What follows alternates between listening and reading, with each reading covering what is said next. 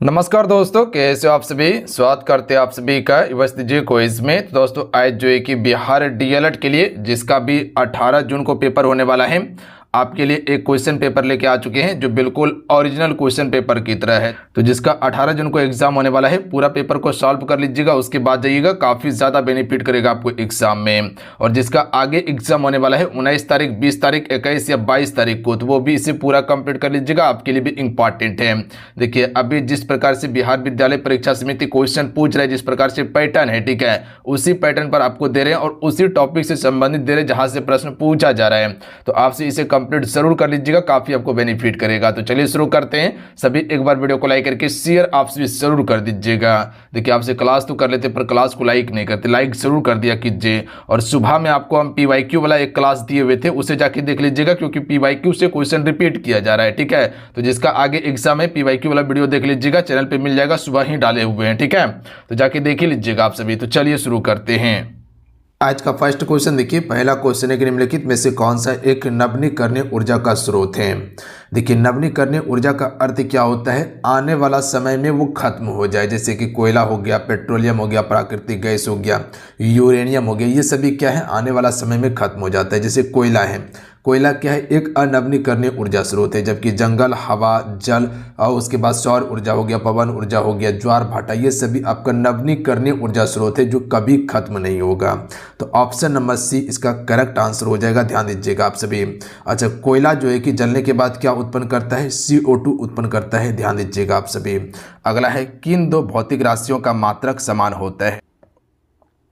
तो right answer option में सी हो जाएगा वेग और चाल, ये दोनों का मात्रक समान होता है। क्या होता है, मीटर प्रति सेकेंड होता है, याद रखिएगा आप सभी। तो अगर क्वेश्चन पूछा जाए तो आंसर कर लीजिएगा। आगे क्या क्या प्रश्न बन सकता है ये समझिएगा आप सभी। पहला प्रश्न अगर आपसे इसे पूछा जाए कि आवृत्ति का मात्रक क्या होता है, तो आवृत्ति का मात्रक होता है हर्ट्ज, जिसे हम सभी H और Z से प्रदर्शित करते हैं। दूसरा अगर क्वेश्चन पूछा जाए कि शक्ति का एसआई मात्रक क्या होता है, तो शक्ति का एसआई मात्रक होता है वाट, याद रखिएगा आप सभी, W से इसको प्रदर्शित करते हैं। अगर क्वेश्चन पूछा जाए कि उष्मा का एसआई मात्रक क्या होता है, तो उष्मा का एसआई मात्रक क्या होता है, जूल होता है, याद रखिएगा आप सभी, क्या होता है, जूल होता है। इसके अलावा आवेश का एसआई मात्रक आपको याद रखना है। अगर क्वेश्चन पूछा जाए कि बताइए आवेश का एसआई मात्रक क्या होता है, तो आवेश का एसआई मात्रक कूलाम होता है, जिसको C से प्रदर्शित करते हैं। इसके अलावा आपको याद रखना है कि दाब का एसआई मात्रक क्या होता है, तो दाब का एसआई मात्रक पास्कल होता है, याद रखिएगा आप सभी, क्या होता है जी, पास्कल होता है। बस इतना सा फैक्ट याद रखिएगा। एक प्रश्न और याद रखिएगा ज्योति तीव्रता के बारे में। ज्योति तीव्रता का मात्रक क्या होता है, केंडला। इतना प्रश्न जो बताएं अति महत्वपूर्ण है, हो सकता है प्रश्न आपके पेपर में यहाँ से आ जाए, तो इसको आप कंठस्थ याद कर लीजिएगा। अगला है एक समान गति वाले वेग समय आलेख का ढाल होता है। तो यहाँ पर समय आलेख की ढाल की बात किया गया है, तो इसका करेक्ट आंसर क्या हो जाएगा, ऑप्शन में ए होगा, शून्य होगा। देखिए जब कोई वस्तु समान गति से चल रही होती है ना, तो उसका वेग जो होता है वो आपका नियत होता है या नियत रहता है, याद रखिएगा आप सभी। जैसे कह सकते हैं कि वेग समय आलेख जो होता है इसको समांतर रेखा में प्रदर्शित किया जाता है। किस रेखा में, समांतर रेखा में। और जो समांतर रेखा में प्रदर्शित किया जाता है ना, इसका आलेख ढाल जो होगा वो आपका त्वरण होती है, याद रखिएगा आप सभी। आलेख ढाल क्या होती है, त्वरण। तो जब आलेख ढाल त्वरण होती है तो यहाँ पर वेग में कोई भी परिवर्तन आपको देखने के लिए मिला नहीं मिल रहा है, क्योंकि ये समान गति से चल रही होती है। तो यहाँ त्वरण इसका क्या हो जाएगा, शून्य हो जाएगा। तो ऑप्शन नंबर ए इसका करेक्ट आंसर होगा, याद रखिएगा आप सभी। अगला है शेरशाह, शेरशाह दिया हुआ है, कौन सा संज्ञा है। देखिए अगर शेरशाह सिर्फ पूछता ना कि शेरशाह में कौन सा संज्ञा है, तो व्यक्तिवाचक संज्ञा हो जाएगा, क्योंकि वो शेरशाह की बात किया गया है, जो मध्यकालीन भारत का एक शासक था शेरशाह, जिसका मकबरा कहाँ है, सासाराम में है, पता है आप सभी को। पर यहाँ पर शेरशाह का बात किया गया, तो ये भाववाचक संज्ञा, किसी के भाव को प्रकट किया जा रहा है। जैसे कह सकते हैं लड़कपन, ये क्या है, भाव है। बुढ़ाड़ी भाववाचक संज्ञा है, बात समझे, जहां पर भाव प्रकट किया जाता हो। व्यक्तिवाचक संज्ञा में किसी एक व्यक्ति या वस्तु का बोध होता है। जातिवाचक संज्ञा में पूरे जाति समूह का बोध होता है, जैसे लड़कियां, लड़कियां मतलब पूरे जाति समूह का बोध हो गया यहाँ पे। अगला प्रश्न देख लीजिएगा आप सभी, भूटान का क्षेत्रफल कितना प्रतिशत वन आच्छादित हैं। लगभग 70% इसका राइट आंसर होगा। देखिए भूटान की राजधानी कहाँ पे है, थिम्पू है। और भूटान जो है ये आपका एक हिमालयन देश है, याद रखिएगा आप सभी, हिमालयन देश है भूटान। अच्छा, भूटान की अगर बात किया जाए तो इससे भारत की कौन कौन सी राज्य की सीमा लगता है आप सभी को पता है। जैसे अरुणाचल प्रदेश पूर्व की ओर से, अरुणाचल प्रदेश हो गया। उसके बाद सिक्किम पश्चिम की ओर से, याद रखिएगा आप सभी, कौन सा हो जाएगा, सिक्किम, जिसकी जनसंख्या सबसे कम है। इसके अलावा याद रखना है आप सभी को, असम हो जाएगा, असम हो जाएगा, असम हो जाएगा और वेस्ट बंगाल हो जाएगा। इतना सा फैक्ट याद रखना है आप सभी को। चलिए अगला है कि पोखरा किस देश में स्थित एक नगर है। देखिए पोखरा बात किया जाए ना तो काठमांडू के बाद ये दूसरा सबसे आबादी वाला शहर है आपका नेपाल का, और ये एक आपका पर्यटन स्थल है, तो नेपाल में स्थित है। चलिए क्वेश्चन नंबर 7 देखिएगा कि 1 सेमी बराबर 1 किलोमीटर के लिए सही प्रतिनिधित्व भिन्न क्या होगा। तो देखिए 1 सेमी बराबर 1 किलोमीटर, तो 1 किलोमीटर में कितना सेमी होगा, तो ये लगभग 1 लाख सेंटीमीटर होगा। तो ऑप्शन नंबर यहाँ पर डी करेक्ट आंसर होगा। देखिए यहाँ पर समझिएगा आप सभी, 100 सेंटीमीटर की बात किया जाए ना तो 100 सेंटीमीटर बराबर होता है 1 मीटर होता है। 100 सेंटीमीटर बराबर 1 मीटर होता है, तो 1000 मीटर में कितना किलोमीटर होगा, 1 किलोमीटर होता है 1000 मीटर में, पता है आप सभी को। तो यहाँ पर 1 किलोमीटर बराबर कितना हो जाएगा, तो 1 लाख सेंटीमीटर हो जाएगा। अगला क्वेश्चन है कि क्षेत्र में जाकर इकट्ठे किए गए आंकड़े को क्या कहा जाता है। तो देखिए क्षेत्र में जाकर जो इकट्ठे किए गए आंकड़े होता है उसे प्राथमिक आंकड़े कहा जाता है। अगला क्वेश्चन है कि भोपाल गैस त्रासदी के लिए कौन सी गैस जिम्मेदार है। ये भी प्रीवियस ईयर यानी कि PYQ क्वेश्चन है, याद रखिएगा आप सभी। तो राइट आंसर क्या हो जाएगा, मिथाइल आइसोसाइनाइड हो जाएगा, जिसे हम सभी शॉर्ट में MIC कहते हैं। ये प्रश्न तो पूछा गया है। अब देखिए क्या क्या प्रश्न आपके पेपर में बन सकता है। अगर क्वेश्चन पूछा जाए कि इस गैस का त्रासदी कब हुआ था, तो 3 दिसंबर को हुआ था। 3 दिसंबर 1984 को किया गया था, सॉरी हुआ था। कहाँ पे, भोपाल में हुआ था, याद रखिएगा मध्य प्रदेश में। अच्छा, ये घटना जो हुआ था वो किस कंपनी में हुआ था, तो यूनियन कार्बाइड नामक कंपनी था जो कि कीटनाशक दवा बनाता था, याद रखिएगा आप सभी। बात समझ गए, इतना सा फैक्ट याद रखिएगा। देखिए फ्रेंड, आपसे वीडियो को जरूर लाइक करते चलिएगा। आपका एक लाइक मोटिवेट कराता है, तो लाइक जरूर कीजिएगा इस मेहनत के लिए। अगर आपको लगता है कि हाँ सर आपके लिए मेहनत किया हुआ है ना, तो एक लाइक जरूर कर दीजिएगा और अपने दोस्तों में जरूर शेयर कर दीजिएगा जहां भी व्हाट्सएप फेसबुक ग्रुप में है। चलिए अगला क्वेश्चन देखिए, इंपॉर्टेंट है कि डैश प्रसिद्ध भारतीय स्वतंत्रता सेनानी थे जिन्होंने संसाधन संरक्षण के बारे में महत्वपूर्ण अवलोकन किया। हर किसी की जरूरत के लिए पर्याप्त है, किसी के लालच के लिए नहीं। ये किसने कहा था, तो ये महात्मा गांधी जी का कथन था, याद रखिएगा आप सभी। अगला क्वेश्चन है कि ब्लीचिंग पाउडर में कौन सा रासायनिक यौगिक होता है, तो कैल्शियम ऑक्सीक्लोराइड हो जाएगा, ऑप्शन में बी। अगला क्वेश्चन है कि निम्नलिखित में से कौन सा बहुलक बुलेट प्रूफ वस्त्र बनाने में उपयोग किया जाता है। चलिए क्वेश्चन में 12 का राइट आंसर कीजिएगा आप सभी। तो राइट आंसर होगा पॉलीएमाइड का उपयोग किया जाता है। अगला क्वेश्चन है कि सूखी सेल में निम्नलिखित में से कौन सी ऊर्जा पाई जाती है, तो ये आपका रासायनिक ऊर्जा सूखी सेल। सेल मतलब क्या होता है, बैट्रिक, और बैट्रिक में रासायनिक ऊर्जा ही होती है। अगला है कि गन मेटल में कौन सा अवयव रहता है। गन मेटल की यहाँ पर बात किया गया है, तो इसमें तांबा जस्ता टीन, यानी कि गन मेटल जो बना होता है तांबा जस्ता टीन का बना होता है। राइट आंसर ऑप्शन में सी होगा। चलिए अगला क्वेश्चन देख लीजिएगा आप सभी। वह प्रोटीन जो मस्तिष्क के एक गंभीर रोग एल्जाइमर को उत्पन्न करता है वह कौन सा है। राइट आंसर होगा ऑप्शन में बी, एमिलॉयड मल्टीप्रोटीन जो है यह आपका अल्जाइमर रोग के लिए जिम्मेदार है। अगला क्वेश्चन है कि निम्नलिखित में से किस अम्ल के एकत्रित होने पर मांसपेशी में थकान होती है। ये ऑक्सीजन की अनुपस्थिति में ये आपका कह सकते हैं कि प्रक्रिया होता है, लैक्टिक अम्ल, याद रखिएगा आप सभी। जब कोई भी अनचाहा काम कर लीजिएगा, जैसे अचानक दौड़ जाना, इसमें क्या होता है कि अचानक दौड़ जाने के बाद ऑक्सीजन की कमी हो जाता है, जिससे क्या होता है कि मांसपेशी में लैक्टिक एसिड जम जाता है, और इस प्रक्रिया को हम सभी क्या कहते हैं, एनारोबिक श्वसन प्रक्रिया कहते हैं। अगला क्वेश्चन देखिए कि बिहार में पटना उच्च न्यायालय की स्थापना किया गया था। चलिए क्वेश्चन में 17 का राइट आंसर कीजिएगा। इस क्वेश्चन का आंसर सभी से नीचे कमेंट बॉक्स में हम चाहेंगे। तो राइट आंसर हो जाएगा 3 फरवरी 1916 को किया गया था। अच्छा, अगर अधिनियम की बात किया जाए तो अधिनियम आपका था 1915 अधिनियम के तहत किया गया था। इस समय आपका वाइसराय कौन था, लॉर्ड हार्डिंग था, याद रखिएगा आप सभी। लॉर्ड हार्डिंग इस समय का वाइसराय था, तो वाइसराय से क्वेश्चन बन सकता है। अगला प्रश्न है कि प्राकृतिक अधिकारों के सिद्धांत का प्रतिपादन किसने किया था। चलिए क्वेश्चन 18 का राइट आंसर कीजिएगा आप सभी। तो तो राइट आंसर होगा जॉन लॉक के द्वारा किया गया था। देखिए जॉन लॉक की बात किया जाए तो इसे हम सभी आधुनिक लोकतंत्र का जनक भी कहते हैं। तो ऑप्शन में ए राइट आंसर होगा। अगला है कि भारत के उत्तर पश्चिमी भाग में शीतकालीन वर्षा मुख्य रूप से किस कारण से होती है। तो यहाँ पर उत्तर पश्चिमी भाग की बात किया गया ना, तो आप से आंसर कर सकते हैं। देखिए अगर पूरे भारत में बात किया जाए कि किस ओर से वर्षा होती है तो दक्षिण पश्चिम मानसून से होती है, जो कि अरब शाखा से शुरू होती है। अच्छा, लौटती मानसून से कहाँ पर वर्षा होती है, तो याद रखिएगा आप सभी तमिलनाडु में। और यहाँ पर पश्चिमी वाला भाग का बात किया गया ना, ये वाला क्षेत्र, तो ये आपका पश्चिमी विक्षोभ से वर्षा होती है, याद रखिएगा। अगला है, अगला प्रश्न देखिए आप सभी कि फूलों का संबंधित विज्ञान है। तो देखिए फूलों का अध्ययन हम सभी करते हैं फ्लोरिकल्चर में, जबकि फलों का अध्ययन की बात किया जाए तो पोमो कल्चर में करते हैं या पोमोलॉजी में करते हैं। चाचा संज्ञा से विशेषण शब्द बनेगा। तो देखिए चाचा जो है ये आपका एक संज्ञा शब्द है। तो देखिए अगर चाचा को विशेषण में बदलना है तो ये आपका चाचा का चचेरा हो जाएगा, याद रखिएगा, जहां पर विशेषता बताया जाए। अगला है कि शरीर की सबसे लंबी कोशिका कौन सी होती है। तंत्रिका तंत्र की कोशिका होती है शरीर की सबसे लंबी कोशिका। कोशिका का पावर हाउस माइटोकॉन्ड्रिया को कहा जाता है। WC क्या करता है, आपके शरीर का सुरक्षा करता है, यानी कि रोगाणुओं से लड़ता है। RBC क्या करता है, ऑक्सीजन का परिवहन करने का काम करता है। अगला क्वेश्चन है कि प्रतिजन ऐसा पदार्थ है जो, तो ये आपका प्रतिरक्षा तंत्र को परावर्तित करता है। सी राइट आंसर होगा। अगला प्रश्न है कि मनुष्य के शरीर की दूसरी सबसे बड़ी ग्रंथि कौन सी है। तो देखिए चलिए क्वेश्चन 24 का आंसर कीजिएगा आप सभी। तो यहाँ पर दूसरी पूछा गया, अगर पहली की बात करता है ना तो वो आपका यकृत हो जाता। पहले कौन सा हो जाता है, यकृत यानी कि लीवर हो जाता। दूसरा जो है ये आपका अग्नाशय है।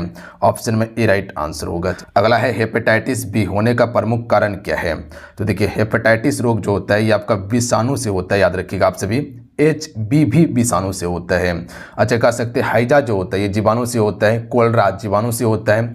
टाइफाइड जीवाणु से होता है। उसी प्रकार से चिकन फॉक्स हो गया, या कह सकते हैं एड्स हो गया, ये सभी आपका विषाणु से होने वाला रोग है। कवक से आपका दाद रोग होता है। अगला है कि जीव द्रव्य में सर्वाधिक मात्रा में निम्न में से कौन सा तत्व पाया जाता है। तो ऑक्सीजन पाया जाता है जीव द्रव्य में सबसे अधिक मात्रा में। देखिए पृथ्वी की भूपर्पटी में सबसे अधिक मात्रा में क्या है, ऑक्सीजन है। वायुमंडल में सबसे अधिक मात्रा में नाइट्रोजन, उसके बाद दूसरा कौन सा है, ऑक्सीजन 21% के अप्रॉक्स में है। कार्बन डाइऑक्साइड के बारे में बार बार पूछा जाता है, 0.03% के अप्रॉक्स में है, याद रखिएगा आप सभी।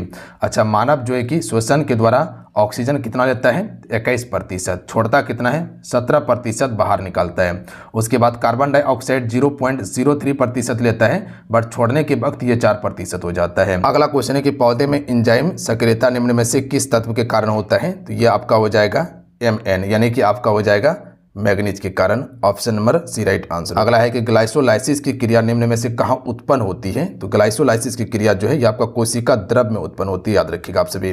केंद्रक को कोशिका का क्या कहते हैं, दिमाग कहते हैं।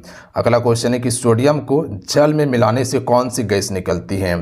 तो हाइड्रोजन गैस निकलती है, याद रखिएगा आप सभी। चलिए अगला क्वेश्चन है कि निम्नलिखित दालों में से एक जो मिट्टी की उर्वरता बहाल करने में मदद नहीं करती वो कौन सा है। तो राइट आंसर हो जाएगा ऑप्शन नंबर डी, अरहर, जिसे हम सभी क्या कहते हैं, लाहार कहते हैं, याद रखिएगा आप सभी। ये आपका मिट्टी की उर्वरता में बहाल करने में मदद नहीं करती, क्योंकि इसका जड़ जो होता है बहुत मोटा होता है। जब इसको काटा जाता है तो जड़ को बाहर कर लिया जाता है, तो उसके साथ में जो भी चीज़ें होता है आपका सब खत्म हो जाता है। जबकि मूंग हो गया, चना हो गया, मटर हो गया, ये सभी मिट्टी की उर्वरता बढ़ाता है, क्योंकि इसका जड़ मिट्टी में ही गल जाता है। अगला क्वेश्चन देख लीजिएगा, निम्नलिखित में से कौन खरीफ फसलों का उदाहरण है। तो देखिए खरीफ फसल कौन सा है, जो कह सकते हैं कि बरसात के मौसम में बोया जाता है, जो अभी के समय में बोया जा रहा है। जैसे कि चावल हो गया, खरीफ फसल है। मक्का खरीफ है, मूंग खरीफ फसल है। जबकि गेहूँ, चना, मटर ये सभी आपका रबी फसल का उदाहरण है। अगला है निम्नलिखित पेय फसलों में से भारत दुनिया में अग्रणी उत्पादक और निर्यातक देश है। तो कौन सा एक पेय फसल है, तो ये आपका चाय हो जाएगा। देखिए चाय के उत्पादन में भारत दूसरे स्थान पे आता है, पहला आता है चीन। देखिए सबसे अधिक चाय का उत्पादन भारत में कहाँ होता है, असम के गुवाहाटी में होता है। सबसे अच्छा किस्म का चाय का उत्पादन दार्जिलिंग में किया जाता है। अगला है कि अरेबिका किस्म की कॉफी शुरुआत में निम्नलिखित में से किस देश से लाई गई थी। तो चलिए क्वेश्चन नंबर 33 का राइट आंसर कीजिएगा आप सभी। तो देखिए ये यमन देश से लाई गई थी, किसके द्वारा? तो याद रखिएगा बाबा बुदान जब मक्का की तीर्थ यात्रा पे गए थे तो वहीं से लगभग 7 दाना लेके आए हुए थे, याद रखिएगा, जो कि उस देश से लाना यहाँ पर मना था। जैसे कि अरब की बात किया जाए तो वहाँ से कॉफ़ी लाना मना था, याद रखिएगा आप सभी, चुरा के लाया गया था।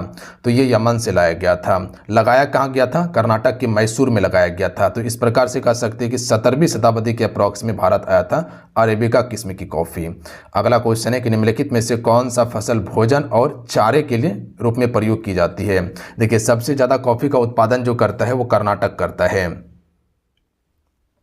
देखिए मक्का का जो प्रयोग होता है ये भोजन और चारे दोनों के रूप में किया जाता है मक्का का प्रयोग। अगला है यूएनओ के एकमात्र महासचिव कौन थे जिनकी पद पर रहते हुए ही मृत्यु हो गई थी? तो ये आपका हेमरसक जॉर्ज था, याद रखिएगा आप सभी, इसकी ही मृत्यु हो गई थी। अच्छा अगर वर्तमान में बात किया जाए कि यूएनओ का महासचिव कौन है? एंटोनियो गुटेरेस है। कौन है? एंटोनियो गुटेरेस, जो 2017 से अभी तक सचिव बना हुआ है। चलिए अगला क्वेश्चन है कि संयुक्त राष्ट्र महासभा के अध्यक्ष का कार्यकाल कितने वर्ष का होता है? तो इसके अध्यक्ष का कार्यकाल 5 वर्ष का होता है, याद रखिएगा आप सभी। कितने वर्ष का? 5 वर्ष का होता है। अच्छा संयुक्त राष्ट्र की स्थापना कब हुआ था? 24 अक्टूबर 1945 में किया गया था। 24 अक्टूबर को ही संयुक्त राष्ट्र दिवस मनाया जाता है, याद रखेंगे आप सभी। अच्छा संयुक्त राष्ट्र संगठन का मुख्यालय कहाँ पे है? न्यूयॉर्क में है। अगला क्वेश्चन है कि राष्ट्र संघ के चार्टर सदस्य के कितने राष्ट्र थे? तो कुल इसमें 42 राष्ट्र थे, याद रखिएगा आप सभी। कितना? 42। अगला है कि बोबोन राजवंश जिसे फ्रांसीसी क्रांति के दौरान अपदस्थ कर दिया गया था, डैश की संधि पर हस्ताक्षर करने के बाद सत्ता बहाल किया गया था इसका। तो ये किस संधि के बाद हुआ था? वियना की संधि, याद रखेंगे आप सभी। वियना की संधि के बाद जो है कि सत्ता बहाल हुआ था इसका। अगला क्वेश्चन है कि साइमन कमीशन किस बार भारत आया था? तो यहाँ पर डेट के साथ में दिया गया है। तो यहाँ पर साइमन कमीशन की बात किया गया है, तो यहाँ पर डेट के साथ में दिया गया है। तो 3 फरवरी 1928 को साइमन कमीशन भारत आया था। जो भारतीयों ने इसका विरोध किया था क्योंकि इसमें एक भी भारतीय नहीं था, सभी अंग्रेज था। इसी विरोध में लाला लाजपत राय मारे गए थे। अल्लूरी सीताराम राजू कौन थे? चलिए क्वेश्चन में 40 का राइट आंसर कर सकते हैं, नहीं कर सकते तो याद रखिएगा आंध्र प्रदेश का आदिवासी नेता थे ये। अगला क्वेश्चन है कि परिस्थिति का समानार्थी क्या होगा? परिस्थिति का अर्थ क्या होता है? कुछ घटित होना। इसका अर्थ होता है परिणाम, दशा, हालत हो जाएगा। तो परिणाम हो जाएगा इसका राइट आंसर। चलिए अगला क्वेश्चन देख लीजिएगा कि निम्नलिखित में से कौन सी नदी अरब सागर में गिरती है? देखिए अरब सागर जो है इस साइड अरब सागर, इस समय बंगाल की खाड़ी है इस साइड में। तो नर्मदा नदी अमरकंटक की पहाड़ी से निकलकर ये आपका अरब सागर में गिर जाती है, याद रखिएगा आप सभी। जबकि महानदी गोदावरी और आपका कावेरी ये सभी बंगाल की खाड़ी में गिरने वाली नदी। अगला है अब तो सूर्य भी सिर पर आ गया, इस वाक्य में शब्द शक्ति क्या होगा? तो यहाँ पर देखिएगा व्यंग कसा जा रहा है कि अब तो सूर्य कहाँ आ गया है? सिर पर आ गया है। तो क्या किया जा रहा है? व्यंग कसा जा रहा है। और जहाँ पर व्यंग कसा जाए वहाँ पर आपका व्यंजना शब्द शक्ति होता है, याद रखिएगा आप सभी। कौन सा होता है? व्यंजना शब्द शक्ति होता है। अगला क्वेश्चन देखिए, प्रस्तुत पंक्ति में आपको अलंकार बताना है। उदित उदयाचल, मंच पर रघुबर बालपन, विकसे संत साजे सब हर्षे लोचन मृग, इसमें कौन सा अलंकार होगा? तो एग्जैक्ट को याद रखिएगा, इसमें आपका रूपक अलंकार होगा, याद रखिएगा। कौन सा अलंकार होगा? रूपक अलंकार। रूपक अलंकार में क्या बताया है कि किसी के अगर समान बता दिया जाए, समझ लीजिए, या रूपी शब्द देखने के लिए मिल जाए, वहां रूपक अलंकार होता है। अगला क्वेश्चन देखिएगा कि माया महा ठगने हम जानी, तीर गुण फांस लिए कर डोले, बाली मधुर बानी, इसमें कौन सा अलंकार होगा? तो इसमें देखिए सलेश अलंकार है। देखिए सलेश अलंकार में क्या बताए थे कि जहां एक ही शब्द का 2 या 2 से अधिक अर्थ निकले, तो यहाँ जो आप सभी तीर गुण देख रहे हैं इसका 2 अर्थ निकलता है, याद रखिएगा आप सभी। एक होता है 3 गुण तत्व होता है, याद रखिएगा। तीर गुण का अर्थ 3 गुण तत्व होता है और इसी का अर्थ 3 धागे वाला रस्सी भी होता है, याद रखिएगा आप सभी। तो तीर गुण का अर्थ 3 धागे वाला रस्सी भी होता है। अगला क्वेश्चन देखिए कि इनमें से कौन सा वाक्य अशुद्ध है? देखिए ऑप्शन नंबर डी वाला वाक्य जो है ये आपका अशुद्ध है। ये सभी आपका शुद्ध है कि किसान के खेत में जंगली जानवर आए हैं, ये आ गए, ये सही है। यहाँ गाय ताज़ा दूध मिलती है, सॉरी, यहाँ गाय का ताज़ा दूध मिलती है, ये भी सही है। वह हाथी पागल हो गया, ये भी सही है। गलत क्या है? ऑप्शन नंबर डी कि खरगोश को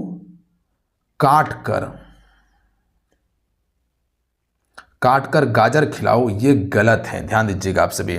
सही क्या होगा कि खरगोश को गाजर काट कर खिलाओ, ना कि काट कर गाजर खिलाओ। तो यहाँ पर पहले क्या होता कि खरगोश को गाजर काट कर खिलाओ, तो गाजर के बाद काट कर आता तब सही उच्चारण होता है इसका। अगला है कि पो फटना मुहावरे का अर्थ क्या होता है। तो पो फटना मुहावरे का अर्थ होता है प्रातः काल होना, यस कह सकते हैं सुबह का समय होना। अगला क्वेश्चन देखिए कि वज्र योद्ध में कौन सा समास है। तो देखिए इसमें जो है आपका बहुब्रीहि समास होगा और इसमें आपका तत्पुरुष समास भी हो सकता है, याद रखिएगा। तो ऑप्शन तत्पुरुष नहीं दिया हुआ है, तो बहुब्रीहि समास यहाँ टिक कर सकते थे आप। अगला क्वेश्चन है कि थके नयन रघुपति छवि देखे पलक नन्ही परिहरे निमेष में कौन सा रस का उदाहरण है इसमें। तो यहाँ पर रस बताना है, तो इसका करेक्ट आंसर क्या हो जाएगा।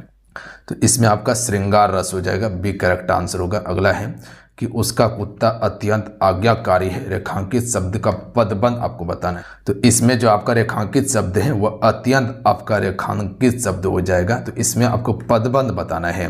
तो देखिए यहाँ पर क्या बताया जा रहा है कि उसका कुत्ता अत्यंत ही आज्ञाकारी है, तो विशेषता क्या है कि वो अत्यंत आज्ञाकारी है, याद रखिएगा। तो ये आपका विशेषण पदबंध होगा, जहाँ पर विशेषता बताया जाता है वहाँ विशेषण पदबंध होता है। पक्षी उड़ रहे हैं किस काल का उदाहरण है। तो पक्षी अभी उड़ ही रहे हैं, तो ये आपका वर्तमान काल हो जाएगा, याद रखिएगा। पक्षी उड़ेगा भविष्य काल का होगा, पक्षी उड़ा था भूतकाल हो जाएगा। अगला क्वेश्चन है कि नित्य हो नहाता क्षीर सिंधु में कलांधर है सुंदर तवानन, इसको कीजिएगा आप सभी, यहाँ पर टाइपिंग मिस्टेक है। तवानन, तवानन की क्षमता की इच्छा से, इसमें कौन सा अलंकार होगा। तो इसमें आपका उत्प्रेक्षा अलंकार होगा, याद रखिएगा आप सभी। अगला क्वेश्चन पर ध्यान दीजिएगा कि सुषम सेतु पर खड़ी थी बीत गया दिन, आहा, इसमें कौन सा अलंकार होगा। तो इसमें आपका रूपक अलंकार होगा, ध्यान दीजिएगा आप सभी। अगला क्वेश्चन देखिए स्वर संधि का उदाहरण कौन सा है। तो स्वर संधि का उदाहरण इसमें हो जाएगा रत्नाकर, जो है ये स्वर संधि का उदाहरण है। अगला क्वेश्चन है कि किस अलंकार में एक ही शब्द के अनेक अर्थों का बोध कराता है। तो देखिए यमक अलंकार में एक ही शब्द के अलग अर्थ होते हैं, जैसे कह सकते कनक, कनक का अर्थ सोना भी होता है धतूरा भी होता है, तो वहाँ यमक अलंकार होता है। छंद के कितने अंग होते हैं। तो छंद के कुल 9 अंग होते हैं, याद रखिएगा आप सभी। आइए अगला क्वेश्चन देख लीजिएगा कि समासिक शब्दों के संबंध को स्पष्ट करना क्या कहलाता है। तो समासिक शब्दों के संबंध को स्पष्ट करना समास विग्रह ही इसे कहा जाता है। क्या कहा जाता है, समास विग्रह। अगला क्वेश्चन देखिए प्रत्येक का संधि विच्छेद क्या होगा। देखिए प्रत्येक का संधि विच्छेद होता है आपका प्रति प्लस एक होता है, याद रखिएगा। प्रति एक उपसर्ग शब्द है, तो प्रति प्लस एक इसका बिल्कुल करेक्ट आंसर होगा। तो चलिए आज